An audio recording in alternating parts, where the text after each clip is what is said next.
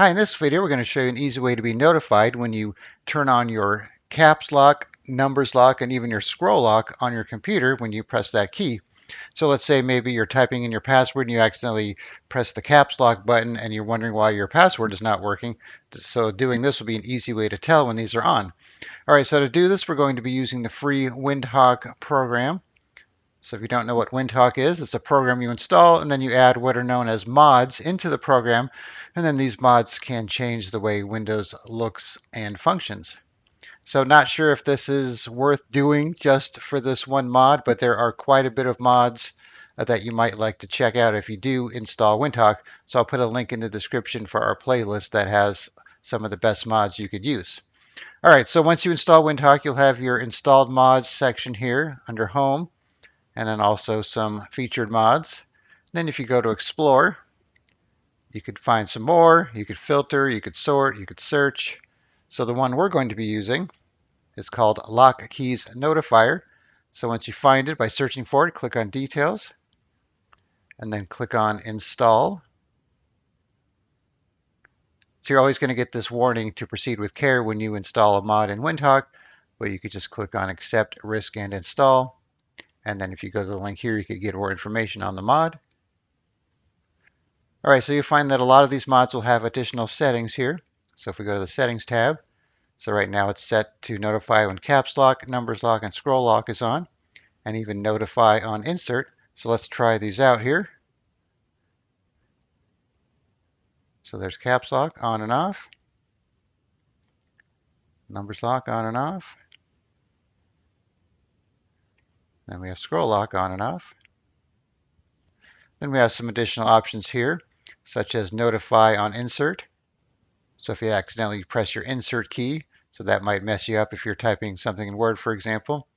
Then we have the option to not to show when the full screen app is active. So let's say maybe you're playing a game or something and you need to press your caps lock or something for a key. You don't want that popping up in front of your game, so you could turn this on if needed. Then we have another option here to detect toggles under elevated apps. So a toggle made while an administrator app still has the function as shown. All right, so now we have some display options here. So if the default is the pill, so if we do the tile, you have to click on save each time. So now we have that with the little caps lock icon. Numbers lock. Scroll lock. Then we have minimal, like so, with no icon there. And then there's the display duration. So this determines how long it is shown on the screen before it disappears. So you could bump that up and down. If you have more than one monitor, you could change that as well. And then you could also change the position if you don't want it down here to one of these positions. Then if you want to get technical with it, you could change the horizontal and vertical offset to put it exactly where you want. And then if you don't want it to fade out, you could turn off the fade animation. And then we have the fade animation duration itself. Then we have the sound option. So if you want to have it play a sound every time you press a key, you could do that. That might get a little annoying unless you find yourself not paying attention to your screen and you want something to play in the background to really notify you when you press one of those keys. And you could even add a custom sound file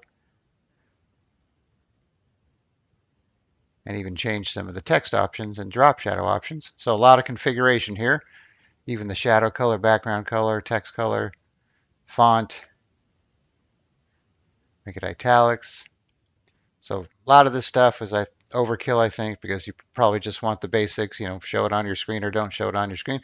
But if you like to customize things, you could come in here and play with some of these settings.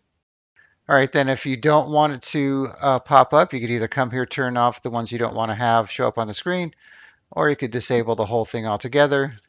Then it'll still be installed and not working. And then you could actually remove it from Windhawk if you don't want to use it any longer. All right, so once again, you'll want to go to Explore, and then do a search for Lock Keys Notifier in the search box. Click on Details, Install, Configure your settings. And that's all there is to it. And then on a side note for Windhawk, for your mods to work, it needs to be running here in the system tray. So if you find that it's stopped working or your mods are no longer working, just come here and make sure it's showing down here. And if it's not, you could just restart the Windhawk application. It should put it back. And then Windhawk should be configured to start with your computer by default, so you don't have to manually run Windhawk every time you log in. All right, so I'll put a link in the description for Windhawk, and then just look for Lock Keys Notifier, and that's all there is to it. All right, thanks for watching, and be sure to subscribe.